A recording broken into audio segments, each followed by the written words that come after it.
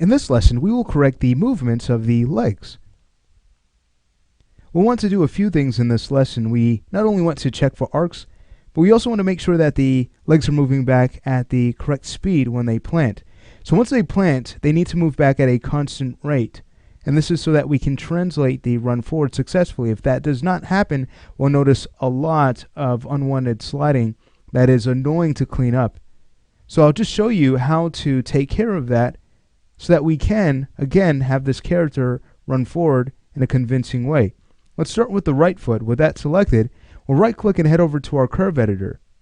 We're focusing on the forward axis, which is the Y. Let's go ahead and grab that track. And here's how this works. So once the foot plants, when that heel touches, it needs to move back at a constant rate. To do so, we need to access our key info panel. All right, now, if we were to go ahead and right-click on the key, take a look. We can get to its data from here. If we were to go to Advanced, here's where we can start to adjust the tangential properties of this keyframe. Now, it's templated out right now. The reason being is because right now our tangency is set to auto. Once we start to adjust the tangency, now we have access to these settings. So instead of going in and actually modifying the tangent to kind of loosen it up so we can get to these properties, I'll go ahead and press Control Z to undo that. Instead, what we could do is simply use this tool at the top, Set Tangents to Spline. So that'll keep the tangent flat, and that will still allow us to get to these properties. So once that's done, we simply need to make sure we have a linear transition from this top key where the foot plants to this bottom key where it reaches the point where it's furthest back as it's planted. So this key here that's selected, let's go ahead and zero out the out tangent, and that will set this part of the curve to linear. So to do the same thing for the key on 15, again, we do the same steps. So we go ahead and use our Set Tangents to Spline tool, and then taking a look at the tangential attributes here, we'll just need to right-click to zero out the end tangent, and now we have a linear transition. Beautiful. So we can do the same thing for the left side. Simply go in, grab that control, focus on the position Y. Let's take a look here. So it looks like from 4 to 8, this is what we need to set to linear. So again, we'll go ahead and select our keys, go ahead and choose set to spline. We'll go ahead and select one key here. Taking a look at its properties, we'll need to zero out its out tangent, so we can always right-click on the slider to do that.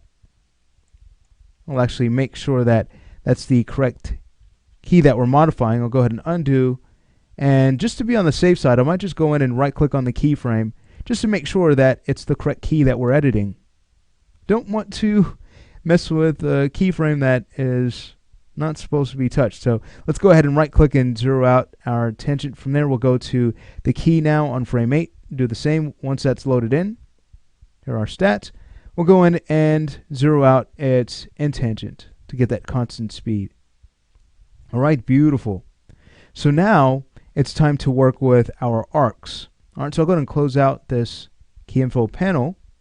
I'll minimize the curve editor. And again, we could always start with the right foot. All right, so with that selected, we'll go to our motion panel and view trajectories. I really enjoy using this tool because we can adjust our arcs easily this way. All right, so we're just looking for areas to adjust. So again, sticking with our translate y-axis, let's go to frame 3 and we'll go ahead and push the leg out, and you can see the trajectory is interactive. Updates on the fly for us, so that's very helpful.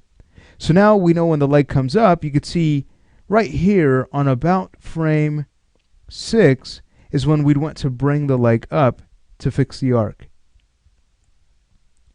Arcs aren't always smooth and perfect. Sometimes in real life we have arcs that are a bit dirty, as I like to call them, and that they aren't always so curvy. They have a bit of sharpness to them, and a great way to check for that is to videotape personal reference and then to track the arcs of your, let's say, your arms or legs that way. We can learn a lot from doing that. All right, now what I'm going to go ahead and do here is tweak the rotation of the foot around frame 6. Now, before we do that, you could see when we get to about frame 8, the heel of the right foot is up. It needs to be planted. So I'm going to go ahead and grab that heel control, and on 8, let's go ahead and right-click and choose Transform to 0. Beautiful.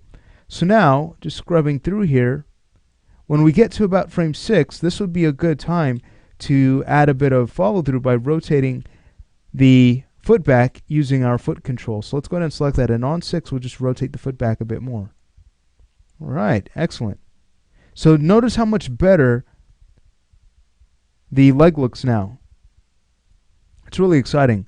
I might go to 3 and just translate the leg down a bit more to fix the arc here. Just to smooth it out a bit more. Much better. So if we were to play this back, you can most certainly see a difference with this leg if we compare it to the opposite leg. All right, so that's super exciting. Let's go ahead and scrub through to see if there's anything else to tweak. It looks like when we get to about frame 10, we can adjust our arc on the right leg by bringing up the control just slightly in the Z-axis. Great. So I think that is going to work out very well. So we'll just scrub through and take a look at any other areas that we may want to modify. It looks like here on frame 3 we'll need to possibly adjust the rotation of the feet, but I think I kind of like the ball being up there. The only reason why that is because that's going to help to cushion this action a bit more if we have an in-between where it's still up just slightly. Because if it changes from being up to being flat in just one frame, that might seem too harsh. So I think we're going to go ahead and leave the ball as it is on frame 3, and I think we're good to go there. So let's scrub through and look for any other areas that we may want to modify. Okay. I'll go ahead and grab the character's heel. Just looking at that heel plant, making sure that looks accurate, and I think we're good to go. So we have achieved some really great results from this right leg, and now it's time to transfer that to the opposite side. All right, so we essentially need to go to each frame that we have edited and make sure that we bring the animation over to the left leg. All right, so that's frame 3, so that means that we'll need to transfer that to frame 10 on the opposite foot. Let's go to 3. We'll right-click and grab the dope sheet. And here, we only edited the position track, so we'll go ahead and select that. And let's go ahead and highlight frame 3. So now we can go in and copy time. I'll minimize the dope sheet. We'll go ahead and select the left leg. We'll go to frame 10.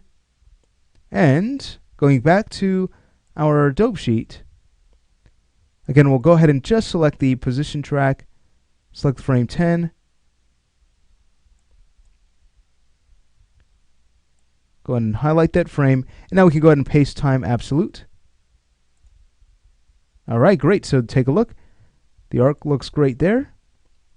We also need to bring the leg up a bit higher.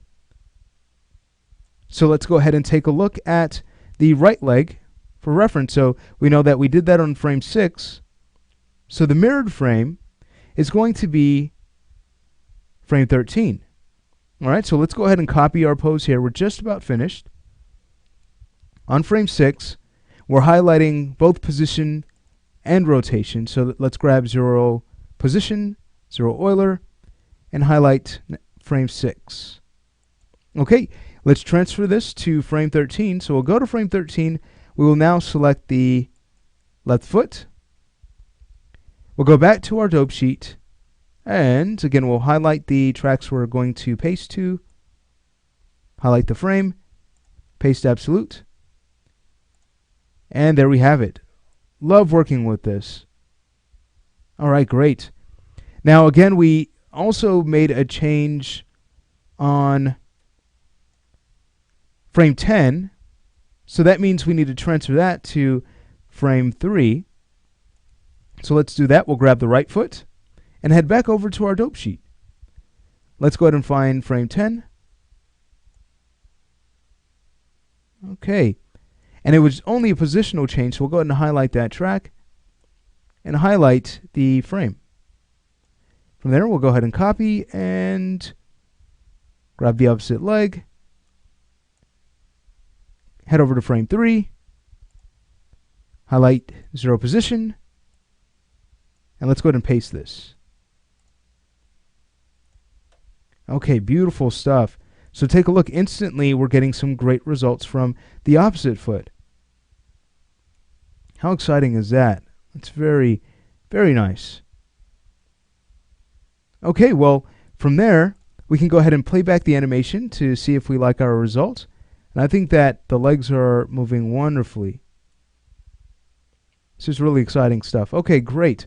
Well, let's say we go in and stop the lesson. What we're going to do in the next lesson is make sure that the weight of the upper body is correct. From there, we're going to move back to the legs to finish up our work in what we'd see in the front view. So we're getting the upper body essentially down so that we can make sure that the legs don't hyperextend and things like that when we go in and correct them and finish them in the following lesson.